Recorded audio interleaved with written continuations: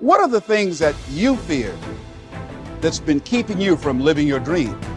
That's been keeping you from doing some things that you would like to do? Just think about those things.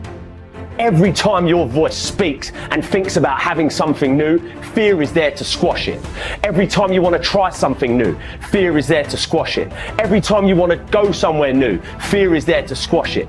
The big problem I see in the world today is that too many people are letting fear always win these inner conflicts. What if you don't do it? What if you don't chase your dreams? What if you don't stand up for yourself? What if you do not step up to the plate and take that challenge?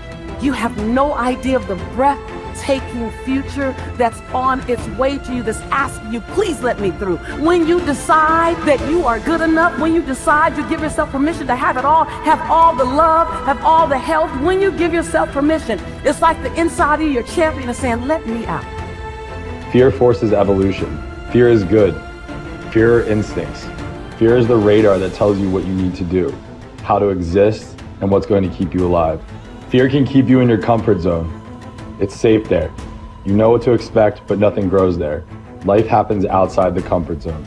So let's look at how we can begin to take some steps to restructure that fear, to begin to expand our visions of ourselves, to begin to increase our self-esteem. Webster said that self-esteem means confidence and satisfaction in oneself. Look at your life right now. Whatever you've done up to this point in time, your life is working.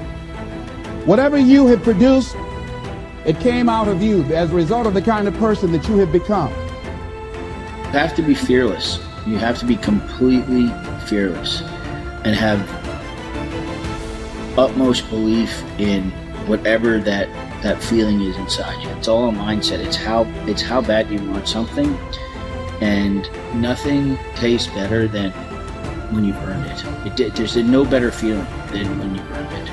So just start. Stop talking about it. If not now, when? If not you, then who? Listen, someone else is starting right now. As long as you got air in your lungs, you have an opportunity to improve your current situation. So human up. Accept the challenge. Change your associations, and soon you will find yourself receiving accolades and congratulations. But first you gotta say I do to the new you and commit to a lifetime of small wins that at times will seem meaningless and pointless. Are you in a position to quit? Or are you in a position to go harder? Are you in a position to go stronger? Are you willing to dig and go as far as you can in your life? Are you willing to suffer? So instead of boxing yourself in and thinking only about all the different ways that something could be bad, could break, could fall to pieces, think about all the things that you could do if you take the action. The most common fears that we experience, which often sabotage all hope for success, are the fears of failure, poverty, and loss of money. These fears cause people to avoid risk of any kind and to reject opportunity when it is presented to them. They are so afraid of failure that they are almost paralyzed when it comes to taking any chances at all. There are many other fears that interfere with our happiness. People fear the loss of love or the loss of their jobs and their financial security. People fear embarrassment or ridicule. People fear rejection and criticism of any kind. People fear the loss of respect or esteem of others. These and many other fears hold us back throughout life. The most common reaction in a fear situation is the attitude of, I can't. This is the fear of failure and loss that stops us from taking action. It is experienced physically, starting in the solar plexus. When people are really afraid, their mouth and throat go dry, their heart starts pounding. Sometimes they breathe shallowly and their stomach churns. Often they feel like getting up and running to the bathroom. These are all physical manifestations of the inhibitive negative habit pattern, which we all experience from time to time. Whenever a person is in the grip of fear, he feels like a deer caught in the headlights of a car. This fear paralyzes action. It often shuts down the brain and causes the individual to revert to the fight or flight reaction. Fear is a terrible emotion that undermines our happiness and can hold us back throughout our lives. Fear makes come true that which one is afraid of. Now, even if it only comes true in the imagination, we must experience the tortures of that which we fear. Tortures often as not worse than those if what we feared actually came to pass physically in our lives. It's why the old line, "A coward dies 1,000 deaths. A brave man dies but once," is really true. Fear makes come true that which one is afraid of.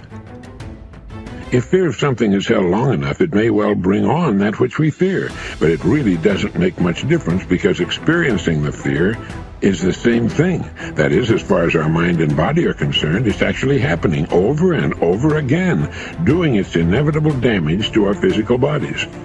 Ralph Waldo Emerson said that fear is ignorance.